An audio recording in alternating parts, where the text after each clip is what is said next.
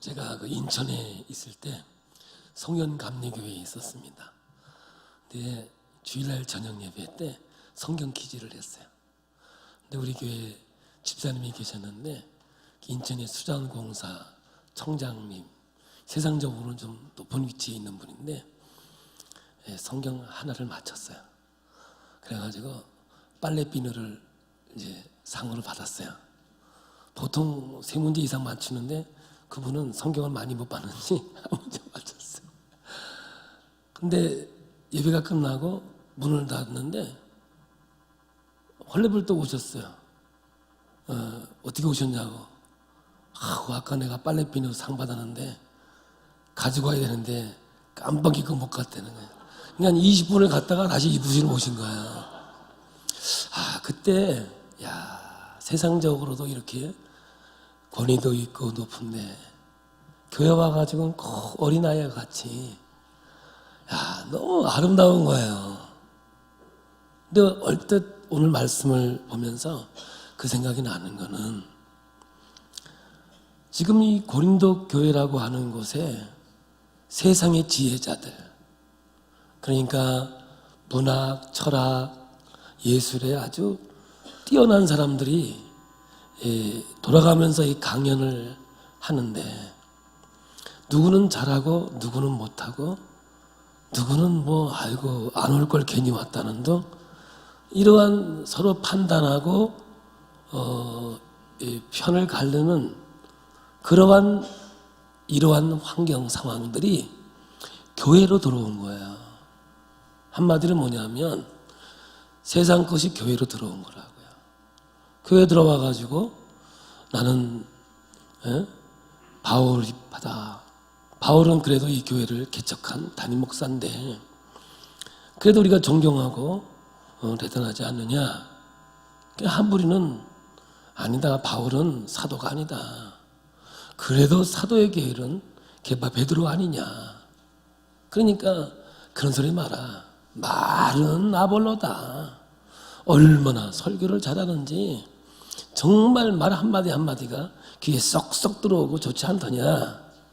그러니까 또 어떤 사람들은 아이고 우리는 이것도 아니고 저것도 아니고 예수파야 예수파 이런 부류들이 교회에서 생겨났는데 이것은 세상에서 했던 일들을 교회로 가져온 거 아니냐 이렇게 말하는 거예요.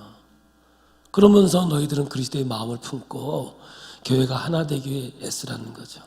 여기 중요한 것은요, 신앙은 경쟁하면 반드시 죽는다는 거예요. 누가 더 믿음이 좋아? 아니야. 어떤 사람이 뭐 믿음이 좋아? 이거는요, 세상에서 하는 지혜자들, 소피스트라고 하는 그들이 하는 것들을 세상 사람들이 판단하는 그 안 좋은 것들이 교회에 들어왔다는 거죠. 여러분, 우리는 그리스도 안에서 하나 돼요. 그리스도의 마음으로 하나 되어지고 언제나 주님의 은혜 속에 살아가는 사람들이죠. 그러면 세상에서 내가 어떤 권위를 갖건 어떤 위치에 있던 교회 올 때는 계급장 떼시고 하나님의 성도로서 자녀로서 주 앞에 왔을 때 은혜가 되고 능력이 되는 거예요. 사람들은 이제 자꾸 이렇게 대접받는 걸 좋아하고 세상은 대접하는 자들이 낮은 자고 대접받는 자들이 높은 자예요. 그러나 하나님의 나라는 그렇지 않다는 거예요. 대접하는 자가 큰 자고 대접받는 자가 작은 자라는 거죠. 그러니까 기독교는 좀 더 역설적으로 풀어가거든요.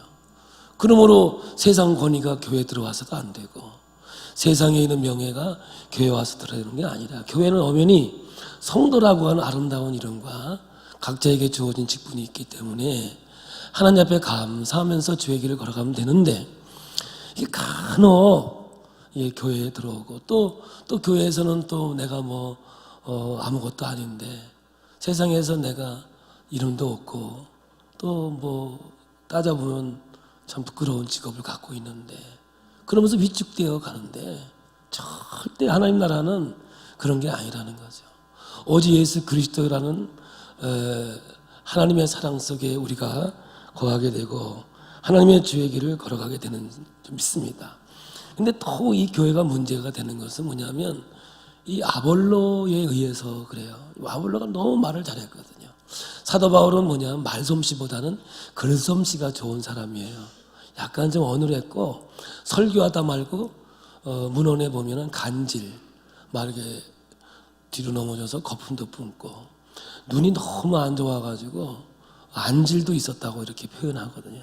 그러니까 외모로도 별 볼품이 없고 언어로도 약간 좀 어눌하니까 말 잘하는 아볼로가 최고다 뭐 이렇게 경쟁 구도를 만들어 놓은 거죠. 그런데 사실은 이 아볼로와 바울의 관계는 너무나 좋은 관계거든요. 정말 둘이는 없어서는 안 되는 그런 좋은 관계인데 그 미성숙한 그리스도인들, 더 세게 하면 저질들이죠. 그냥 성숙하지 못한 그리스도인들이 누가 더 좋아, 누가 더 좋아 이렇게 되는 거죠. 제가 인천에 있을 때 주한 감리교회에 있었습니다. 주안에 있는 광림 감리교회에 있었는데 저희 담임 목사님이 그 유니온 신학을 공부하기 때문에 석사 학위를 받으려고 필리핀에 한 달 동안 간 적이 있어요. 그때 이제 제가 담임자 비슷하게 새벽 예배, 주일 예배 다 예배를 준비했어요. 근데 공교롭게도 그때 우리 교회 권사님 한 분이 신랑이 간암에 걸려서 다 죽게 되었을 때 참 하나님 역사하시는데요. 가서 찬송하면 안 아프다 그러고 찬송 끝나면 아프다 그러고 그러니까 제가 영성이 이렇게 세 보이지 않습니까? 보이기에? 아닌가요? 찬송하면 안 아프다 그러고 찬송 끝나면 아프다 그러고 그 머리를 썼죠. 카세트를 틀었죠. 너무 힘드니까. 근데 영빨이 안 받더라고. 그러니 여러분들 저녁부터 밤 10시 넘으면 막 찬송 부르는데요. 정말 힘들더라고요. 그러면서 돌아가셔서 장례를 치르고 왔는데 그 자녀가요. 딸이 12이요. 그러니 사이가 12 아니야? 그들이 이제 이렇게 해가지고 교회 오니까 세상에 거의 말이 약 20명이지요. 20명이 딱 여기 20명만 오면 딱 찰 것 같은데 사는데 성도들이 문제인 거라. 담임 목사님이 오셨어요. 오셨으면 그냥 있었으면 되잖아. 목사님 노하는 선생님 설교가요 장난이 아니에요. 저녁 예배는 노전사님한테 맡기면 어떨까? 이러니 담임 목사가 그걸 듣고 좋겠냐고. 하루는 절 부르더니 노전사야 지금 상황이 이런데 어떡하겠니? 난 네가 좋은데 네가 떠나야 되지 않겠니? 내가 교회를 소개시켜 줄 테니까 뭐 어려움 없도록 하고 떠났으면 좋겠다. 나는 사실은 꽁부리밥 먹어도 함께 먹고 쌀밥 먹어도 함께 먹고 싶은데 진짜 목사님은 저를 떠나고 싶은 마음이 하나도 없었어요. 근데 요 하는 분 때문에 어쩔 수 없이 제가 진짜 상황이 떠날 수밖에 없는 상황이에요. 그래서 제가 이제 목사님이 소개한 게 아니라 내가 이제 여러 교회 전수하니까 여기도 배우고 저기도 배워야 되니까 교회를 떠나게 됐다고. 그렇게 해서 제가 이제 송현 감리교회로 이제 가게 된 이유 중에 하나거든요. 이렇게 교회가요 참 좋은데 이상한 하나가 들어와가지고 이렇게 해놓으면 어떻게 해야 될지 모르는 상황이 생길 때가 우리에게는 얼마나 많은지 몰라요. 그러므로 오늘 여러분 사도 바울은 이것을 아볼로파다, 게바파다, 바울파다 하는 것은 영적 교만 중에 하나고 미성숙한 것 중에 하나가 되는 거예요. 오늘 여러분 우리 기쁨의 교회 좋은 점 많아요. 그런데 다른 교회와 비교하면서 그 교회는 별로야, 우리 교회가 좋아, 우리가 보편적으로 얘기하지만 근데 하나님 볼 때는 다 똑같은 교회고 하나님 볼 때는 하나님의 사랑이 거하고 빚값으로 세운 교회이기 때문에 우리가 느끼기는 우리 교회만 특별히 좋은 것 같이 느껴지지만 하나님 볼 때는 다 좋은 교회고 하늘나라에 속한 교회라고 하나님은 그렇게 믿지 않을까요? 근데 우리는 어떻게 느끼느냐? 우리 교회가 좋고 또 우리 교회 또 노하는 목사님이 설교 잘한다. 그래야 또 제정신이지, 그지? 원래 그런 거예요. 음식도 먹을 때 맛없어도 맛있다고 먹는 게 은혜고 하나님 축복이지. 우리가 어떻게 행동하고 살아가느냐가 너무 중요한 거예요. 그런데 지금 바울에게 있어서의 어려움은 세상과 교회를 똑같이 취급하고 있는 성도들의 수준이 지금 문제인 거예요. 그래서 바울이 이것을 용납할 수가 없는 거죠. 바울은 복음을 세상의 지혜와 절대 비교해서는 안 된다. 어떻게 교회와 세상을 비교할 수 있느냐? 세상과 교회는 본질적으로 다르다.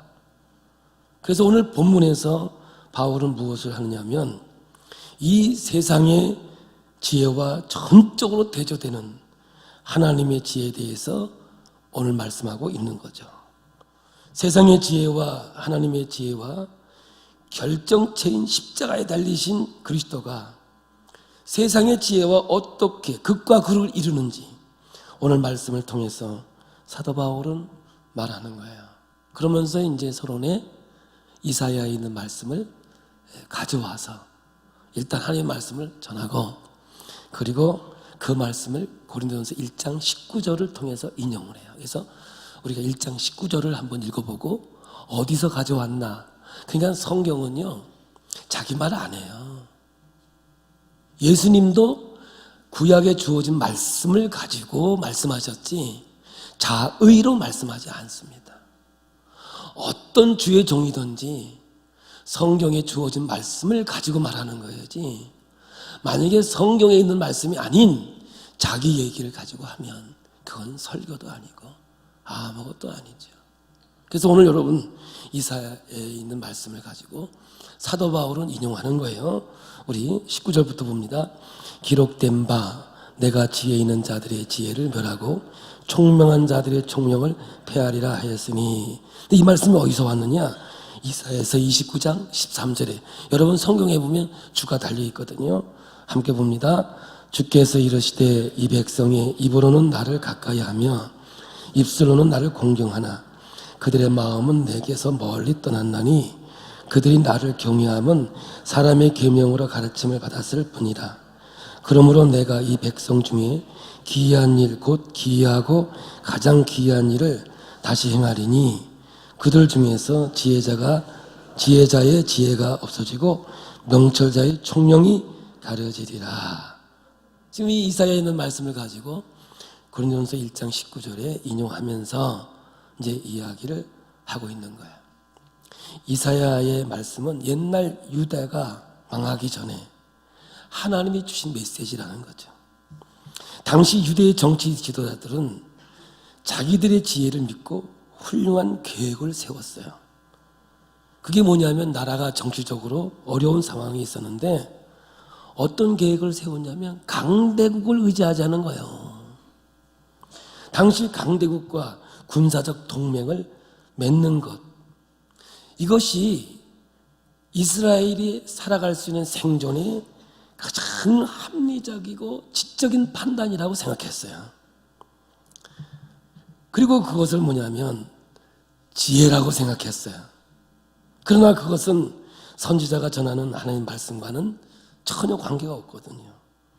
말씀을 선포할 때 여호와를 의지하라.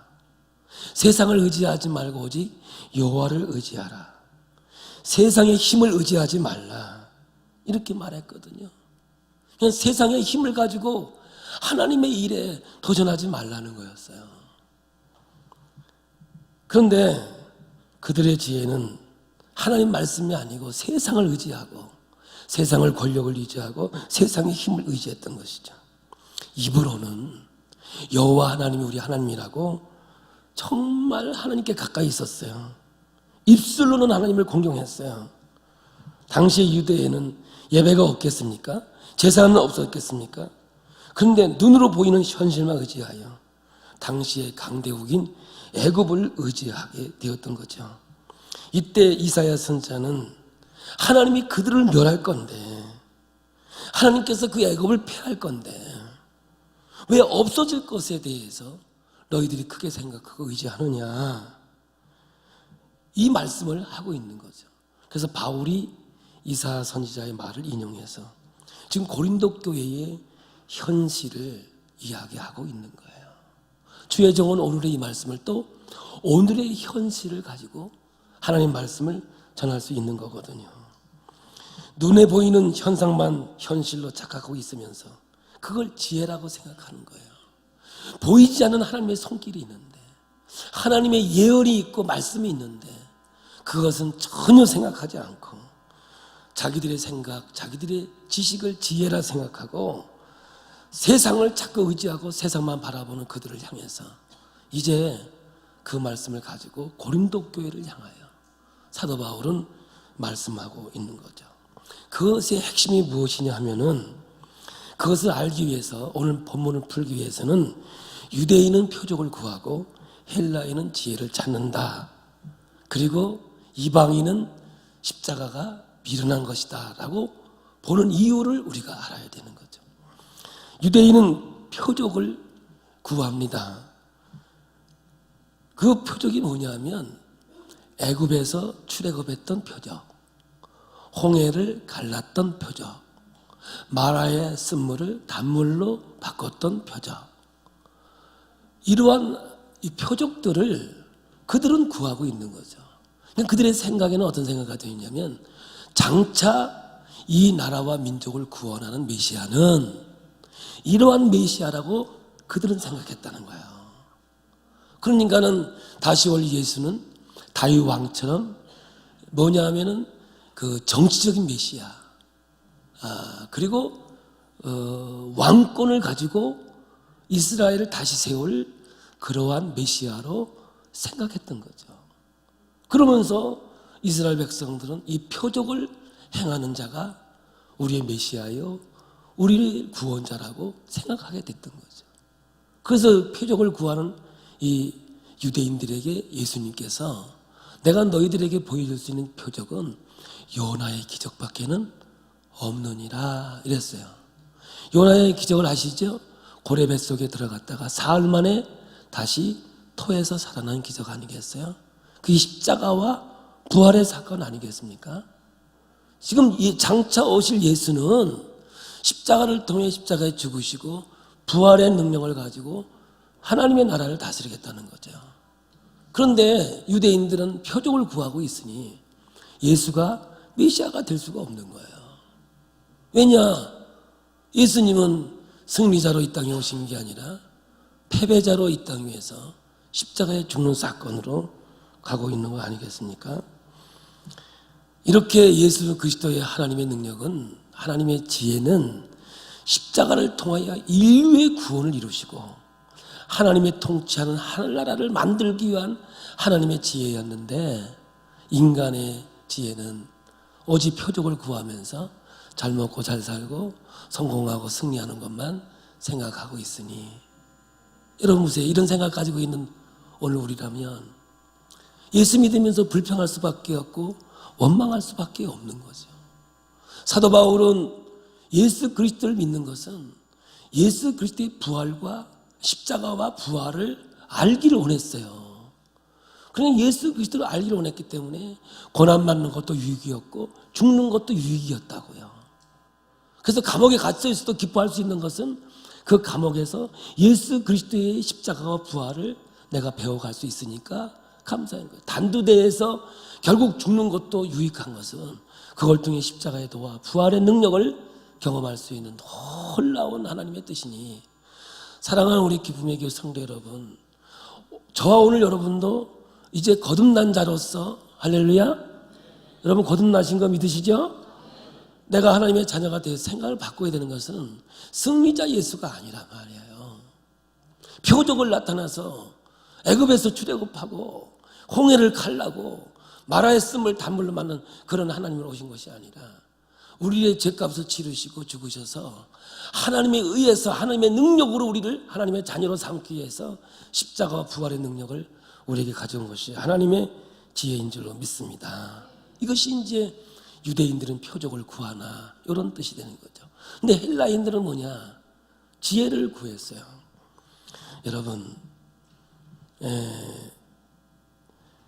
이렇게 이 헬라인들은 지혜를 구했는데, 이들이 이 시절에 헬라인이 가지고 있는 것들은 뭐냐면 이 철학이 이원론적 세계관이었거든요.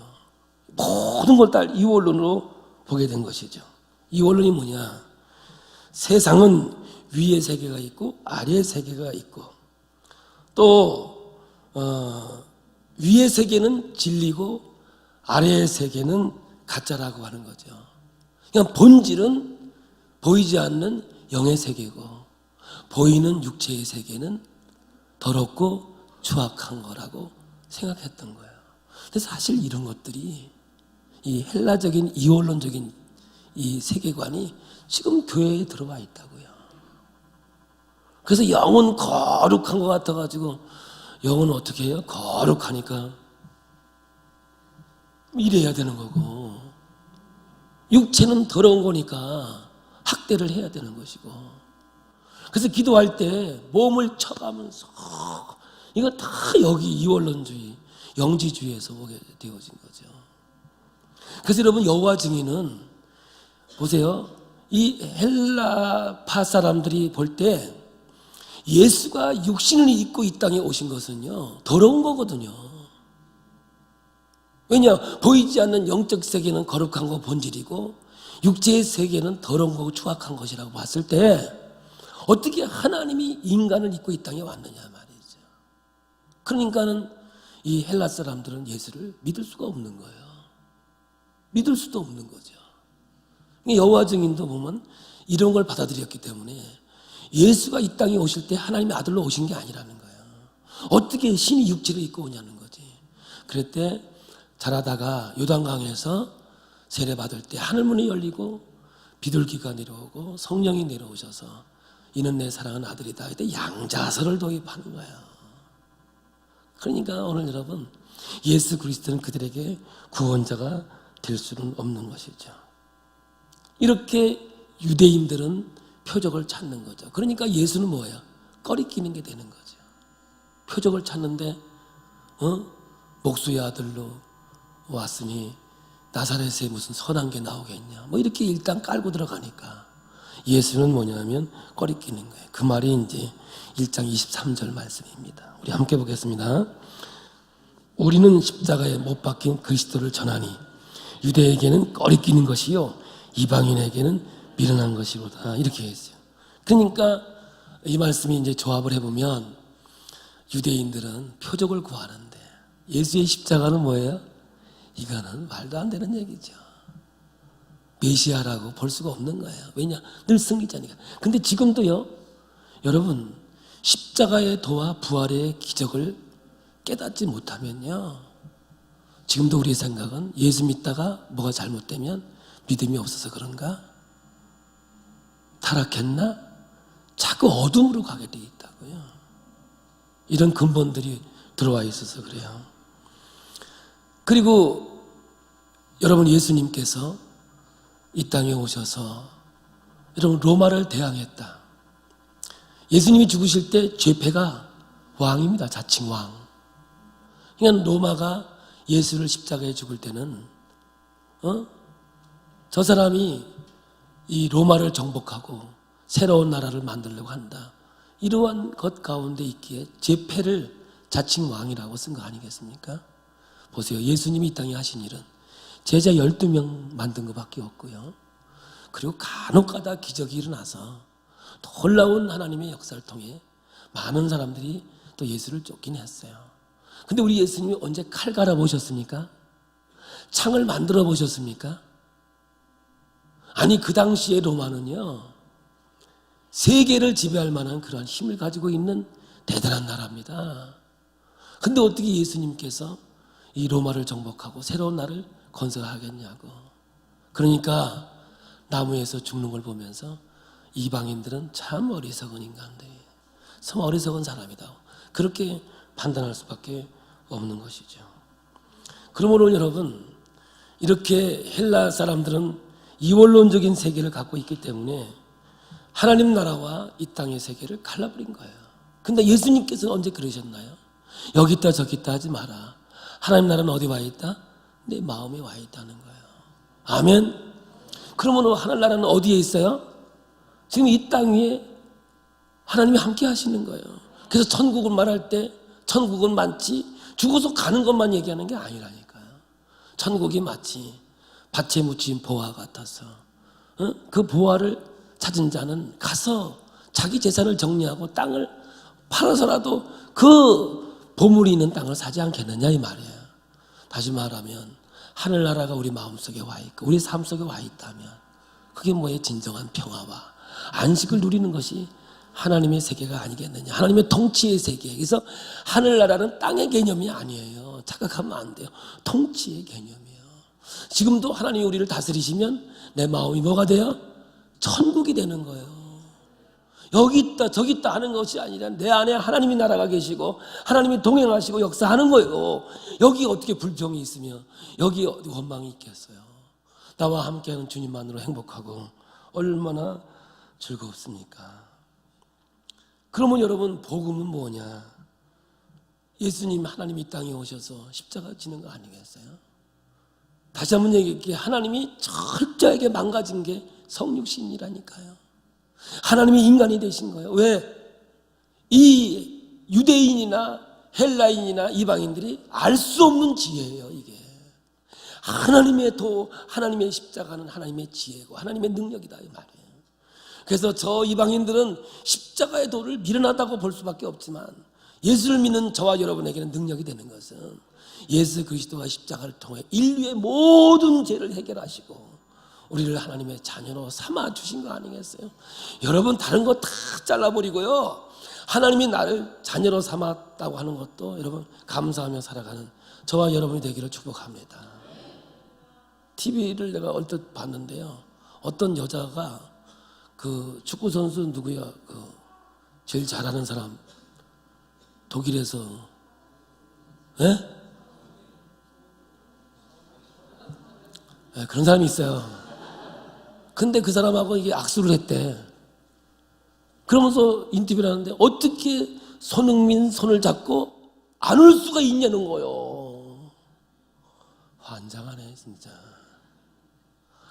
아니 예수님이 하나님이 이 땅에 육신으로 오셔서 내 죄를 위해 십자가에 죽었다는데 어떻게 눈물이 안 나오냐고. 손흥민 손만 잡아도 눈물이 나오는데.